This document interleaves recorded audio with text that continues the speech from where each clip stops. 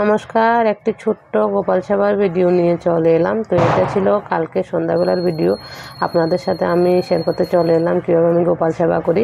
তো এই যে দেখুন, এখানে আমি ঘিয়ের প্রদীপ এবং ধূপ ধুনো দেখিয়ে ঠাকুরকে তারপরে কিন্তু আমি প্রার্থনা করতে বসে যাবো। আমরা যেহেতু অনুকূল ঠাকুরের দীক্ষিত, তো সন্ধ্যাবেলা আমরা প্রার্থনা করি। গুরু ব্রহ্মা গুরু বিষ্ণু গুরুদেব মহেশ্বর গুরুদেব পরব্রহ্ম তস্मै শ্রী গুরুদেব নমঃ। তো আমি গোপালকে সেবা দিয়ে দেবো। এবার প্রার্থনা করা কমপ্লিট আমার। তো সকালবেলা যে ফুল চন্দন দিয়েছিলাম সবগুলো ফুল তুলসী যা কিছু আছে সব কিছু আমি তুলে একটা সুন্দর করে বাটিতে রেখে দেবো, আর গোপালকে আর গুরুদেবকে সেবা দিয়ে দেবো। আমি গুরুদেবকেও 3 বার সেবা দিই, গোপালকে যেহেতু সেবা দিই। তো এই যে দেখুন, এই ছোট্ট বাটিটাতে আমি কিন্তু তুলসী তুলে রাখি।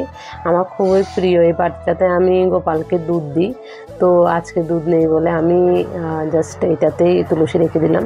তো এখন আমি একটু গীতা পাঠ করে নিচ্ছি।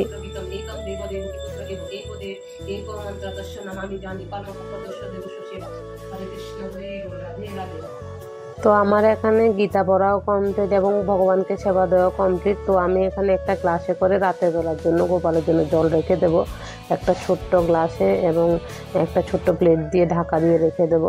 তো আমি সব কিছু ক্লিন করে তারপর কিন্তু গোপালকে শয়ন দিয়ে দেব। তো আমি প্রদীপগুলো এক জায়গায় রেখে দেবো, যেহেতু মানে প্রদীপ একবার ইউজ হলে কিন্তু সেই প্রদীপ আর ভগবানকে দেখানো যায় না। তো প্রত্যেক বেলা কিন্তু নতুন নতুন প্রদীপের সলতে এবং তেল দিয়ে তৈরি করতে হয়। তো এই যে দেখুন, এখানে আমি প্রসাদ নিয়ে নিচ্ছি, আর এই যে ঠাকুরের প্রসাদের জলটাও আমি বোতলে ঢুকিয়ে নিলাম, আর এখানে আমি প্রসাদ খেয়ে নিচ্ছি।